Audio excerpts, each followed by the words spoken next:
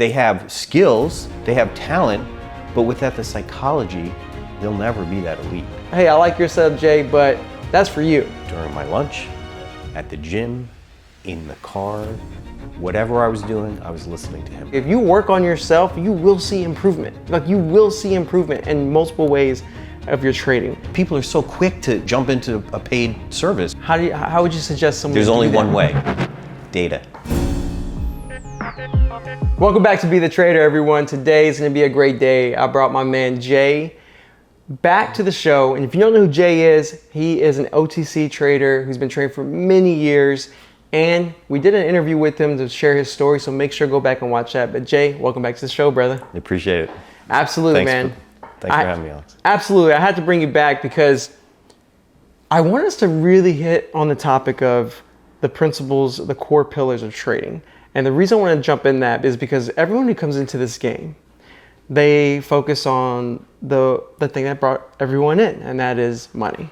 And how can I make money fast? And they think it's just charts, like money, charts, money, charts. But those are only, like, you could argue two pillars or one pillar in and of the same thing. But there's multiple pillars here. What would you say is like one of the major pillars that if you do not have, you can't even build on top of?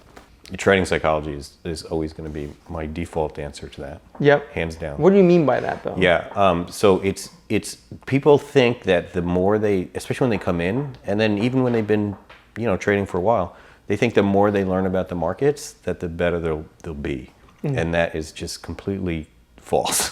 It's not about learning more about the markets. It's about learning more about yourself. How do you do that? Well, many different ways. I would start, and Mark Douglas, even in 2020 and 2021, literally, and people might think, what is this guy? He's been trading since 2002. 2020 and 2021, I literally listened to Mark Douglas every single day. During my lunch, at the gym, in the car, whatever I was doing, I was listening to him. Why so much then? Because there was so much going on that you needed trading psychology even more. Because I knew, and most of us that have been around a long time in the business knew it wasn't real. And we were just waiting every single day for it to end. Like, you never knew. So you never wanted to be overexposed, because literally the next day you could wake up to a huge gap down or gap downs, in disasters. So I needed trading psychology even more than I need now. But now that it's slow, I'm not saying you don't need, you still need it. But I think hands down, trading psychology, learning more about yourself, you need to really question what, if you're doing something, like in the previous interview, how I talked about, I know that I can't look at a position once I enter it. Right. So I figured it out and traded in psychology. Okay, I'm just not going to be able to look at it. I'm going to create a system that I can't look at it. So you need to know those things about it. Just like I know, I can only trade the last 90 minutes of the day. Even if I trade the first 90 minutes, it won't work for me because I'm just not good at it. Right. So these are things that you just have to learn. And it's just so important. I think that's number one, the most important.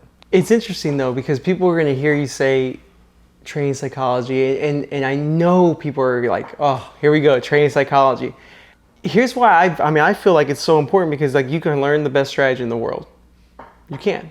But if it doesn't fit well with you, it doesn't matter. And as you mentioned earlier, what fits well with you is deleting stocks from your list after you enter the play, putting your stop and letting it do its thing and just ignore it. And for some other people, that may not even work at all. That may make them so anxiety that they just can't sleep, they can't do anything, and that might not mesh well with them. So maybe they have to do something else. For those who are just like, I keep hearing about trading psychology, but there's other people over here saying it's all about the setup. If you have the best setup, you don't need psychology. You can have the worst psychology. Why do you feel like it? And I know you, so like I know you're more so on the psychology side. Why do you feel like that just isn't true for most people? Well, to start off, what's the stat? 95%, maybe like higher. 90, 95%. I've heard 98. I've heard fail. Yep. Well, why do they fail if all you have to do is learn about the setup or learn more about the markets? Why are they failing? So if you get to the core of it, which is, what I believe, and if you listen to Mark Douglas enough, yes, and I encourage anybody to get on YouTube and watch every single thing that's on YouTube about Mark Douglas. And when you've watched every single thing, watch it again. Read his book, Trading in the Zone. Best book. You just need to focus on that. Yeah, but when it really comes down to it, why do they fail? I feel like, and I'm not a sports guy, but it's the same in sports. It's psychology. What makes the elite the elite? Sure, they have skills, they have talent, but without the psychology, they'll never be that elite. So I really believe, psychology is really where it's. I like as you said, like, why is it with the number 99% of traders fail? And I do believe it's psychology, because at the end of the day, you could have the best setup, but if you can't execute, if you can't actually take a loss, that's the other thing. People are always like trying to find the best strategy that makes them have no losses, right? Like, I have the best strategy. And before I dive into that, the whole idea that you just said is, if 99% of people, or 90%, whatever the stat is, are losers, if strategy was the best thing, the people who tout or shout to the world like you need a best strategy usually sell a strategy. Correct. At the end of the day, they sell a strategy. That's right. But at the end of the day, like, we know, I've talked to thousands, not thousands, but hundreds of traders, including yourself, and you've talked to many traders. All of them say the same thing. Like, I need to make sure, like, this is my setup. Hey, I like your setup, Jay, but that's for you. I'm gonna do my own thing. And the other thing is, we all trade way different. Even though it's like, we might trade the exact same ticker that day, but we're gonna trade completely different. And every trader I've ever met trades so different. But the thing that's consistent between all of them is how they think about risk, how they can handle losses, how they can continue to hold on to a play that's working. And what does that all entail? That's psychology. That's right. It's all psychology. That's right. Cobra Trading is the go-to broker for day traders and short sellers. And I'm not the only one saying this. In fact, Benzinga awarded Cobra Trading as the go-to broker for short selling. They have a heavy focus on direct market access order routing, so you have the fastest execution. They have some of the best locate prices and availability. They also have amazing customer service. I've experienced many different brokers, and it's why I use them every single day and why I'm proud to have them as our sponsor. Sign up now by clicking the Be the Trader referral link below and earn 1 free month of software with Cobra and 25% off all commissions.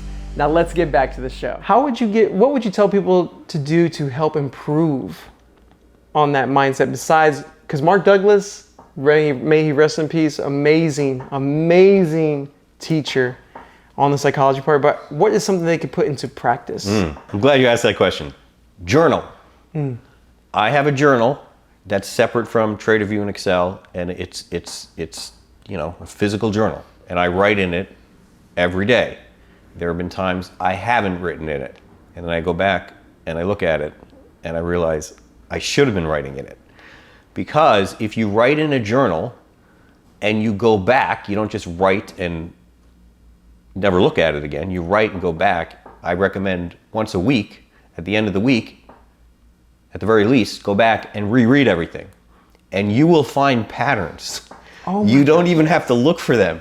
You will find them. And not only will you find patterns, you'll find things that you wrote that you weren't going to do anymore, and you're still doing them. Or things that you want to do and you're not doing. And so you'll start to see your own psychology in just writing it and going back and reviewing it. And I think that is probably the biggest thing somebody can do on their own to learn about themselves. Do you have old journals like years back, like hard copies? I don't. I actually only started journaling in 2018. Okay. That's when I first started to think about, like, I would write in TraderView, I would write notes. Right. But then for some reason I decided it's important to physically, because there's something about physically writing, everyone's typing. There's something important about physically writing it down, right? So I started to keep that journal in 2018. And what are you writing down though? It could be anything. Like a recent one was okay, I decided, this was just a couple weeks ago, because I'm human, even though I know my stats tell me I'm not supposed to be in before the close. So I come up with this great idea a couple weeks ago. Well, OTCs, even though I'm doing okay this year, It's still really slow. There's nothing on the scan. You know, why don't I dabble in listed stocks and maybe, you know, try them during the day? Because I look back in hindsight, it's very easy to trade in hindsight, and I look back and I see things that, you know, I would have taken that, and look where it went. Yeah. What we don't realize is for every one that went, you know, there's probably 100 or 1,000 that looked the same that didn't go. Yep. But we don't think that way. So I figured I'd dabble, you know, for this week. This is what I'm going to do. And it only took Monday for me to have to, you know, stop doing that, because I took a loss, an unnecessary loss that I shouldn't have taken. And actually what it was I went in to look at the listed, but then I had an alert. I think I had shared this with you. I had an alert in scans. I forgot to delete it.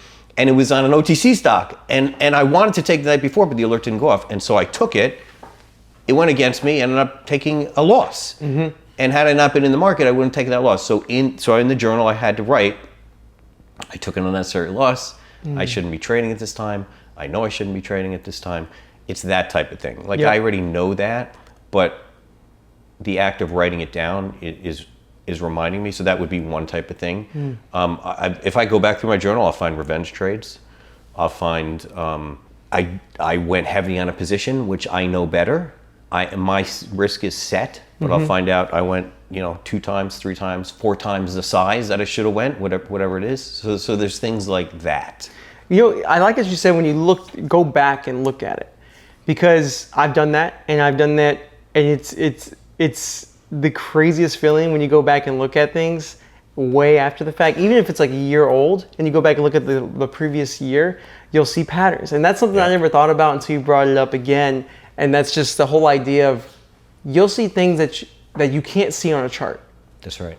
But you can see within yourself if you document it. And I promise you, and I know you can guarantee this too, like if you work on yourself, you will see improvement. Like you will see improvement in multiple ways of your trading, whether it's taking losses, whether it's getting profits, whether it's getting better at narrowing down, like, you know, lowering your mistakes, if you will. So that will also increase, you know, your chances of becoming profitable.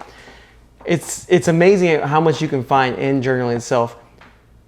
But besides just the psychology part, what about risk? Because that has to be a very, very strong pillar in someone's game to be consistent.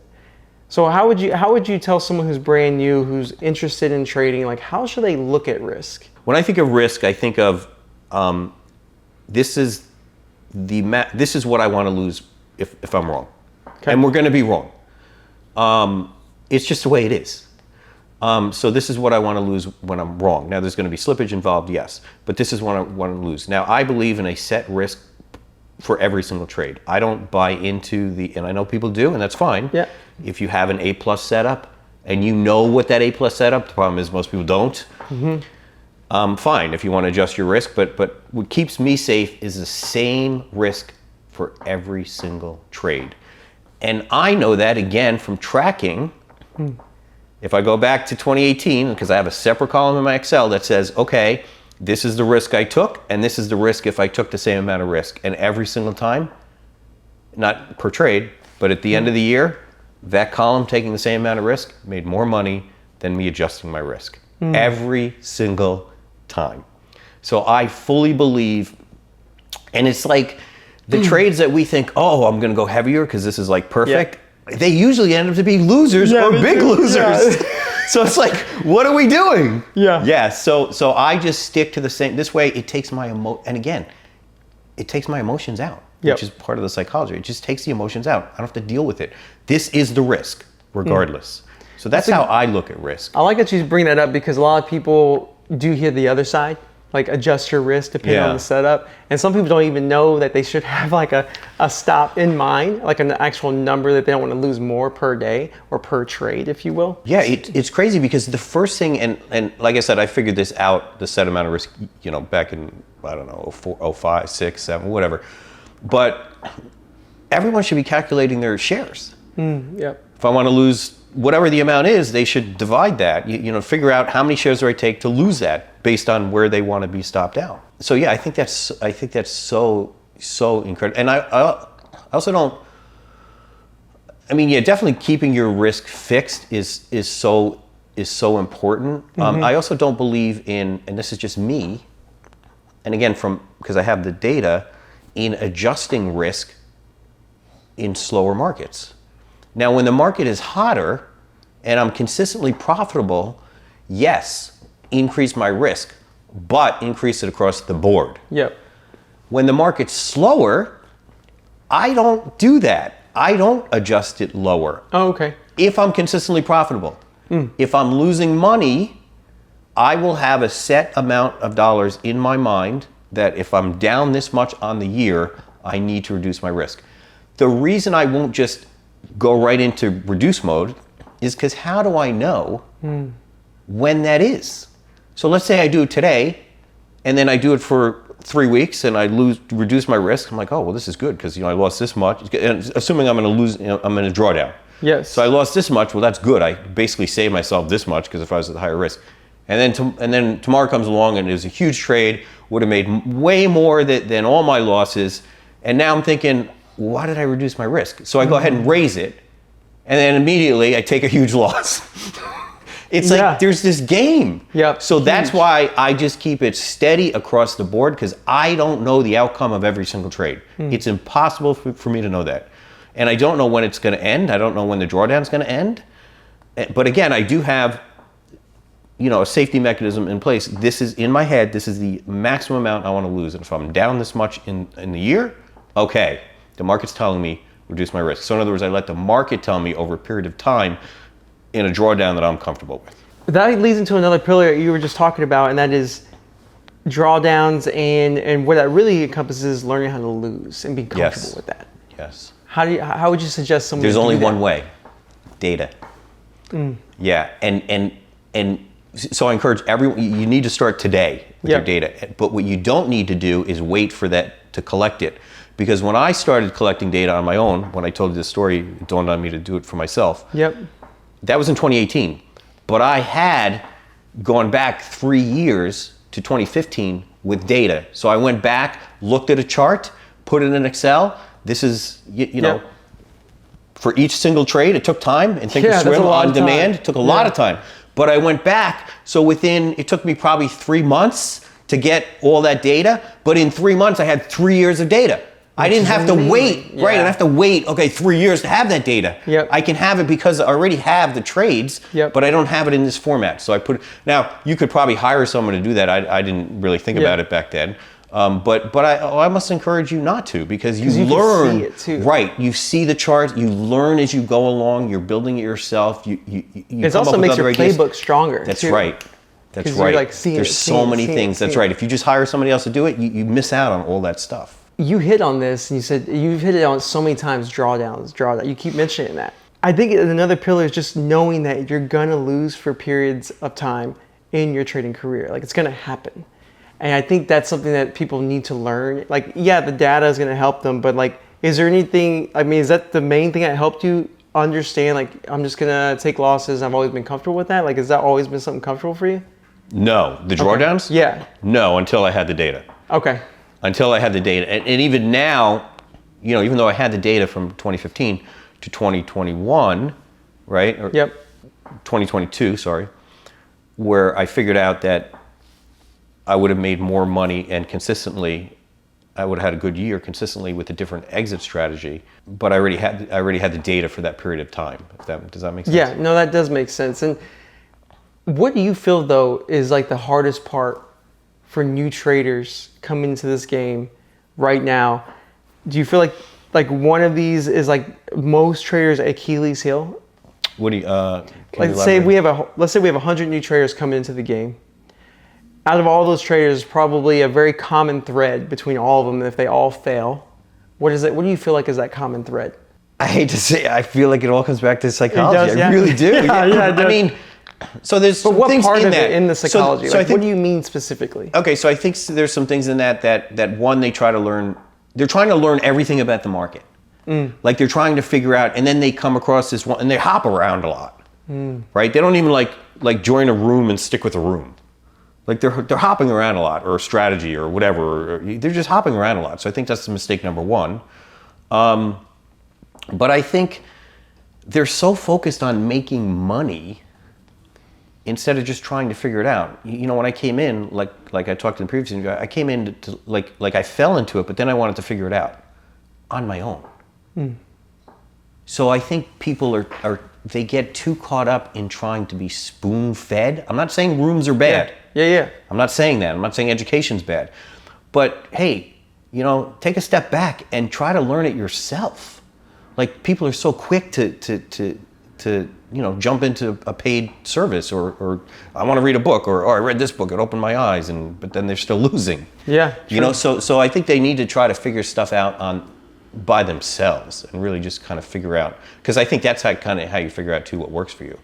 But I do believe it all comes back to really psychology, and also probably, if I had to give part two, like another part, sure. is the tracking.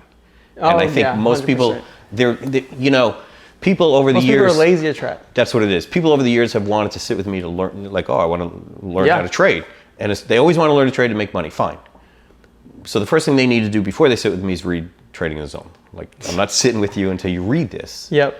And then they sit with me, and, you know, we'll spend a few hours, maybe a few days a week for a few hours, and probably 95% of the time I'm talking about how I track. Yep. How I track, you know, different ways, different things I'm tracking, stuff like that. Very little time spent on executing, like correct. pressing the button. Yep. Yeah, and even looking at charts. Yep. Because it's so basic. Like, it's so, you can learn that part so easily. It's the other stuff that, like you said, takes time. Most people don't want to work. They don't want to, because it's boring. It is boring, I ain't gonna lie. It is. It can be. It's time consuming. But it's also gonna be fun. Like, when you discover, like, how fun is it when that's you find how I it? look when at it. When you find it, you're like, that's how, and that's exactly how I look at it. And then I'm like, oh man, yeah. And even when you finally, like, when you think you found it, and it's, even that part's fun. Like, you found this, and then how many times have you said, oh, and then you go further into it, like, oh no, never mind. There have been weeks, I've spent weeks, months on figuring out, like, oh, I found a different exit strategy. Yep. Like, this is it. Yep. And then once you go through all of the trades, you know, over the entire year, and then in the next year, all of a sudden, it doesn't work like you thought it would work. But again, that's why data is so important, because how would you know that without? How would you know? Spending the time. And you know what's interesting? Before we wrap this up, man, it just seems like it always comes down to, from your perspective, it's like really heavy on data, psychology, and tracking the internal self as well, the journaling. So I know someone's probably watching this like, Alex, why don't you ask him this? Like, what about this? So if they have more questions, how can they find out more about you, man? Yeah, so on X, Twitter, the people, you know, still calling it that, at C8 OTC Trader. Perfect. And what I'll do, they can also email me. Okay. Same thing, at C8 OTC Trader at Outlook. If they want to email me, I can get more involved, and, you know. Perfect. But then what I'll do is I'll provide links below, so that way all of y'all can easily connect with Jay. And again, Jay, thanks for being on the show, brother. Oh man, thank you.